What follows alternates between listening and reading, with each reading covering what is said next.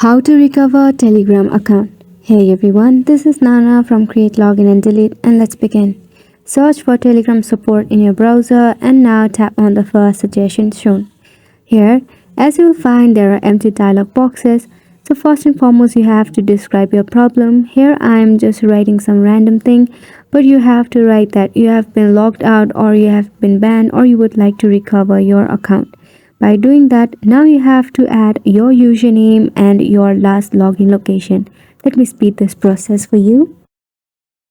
Now once you are done, on to the next step. Enter your email address and your phone number that is linked to your Telegram account. Here you can see I am entering mine. Now once you do that, tap on submit, and if you see at the top there will be a notification that your report has been submitted. And that's how you will be able to recover your Telegram account.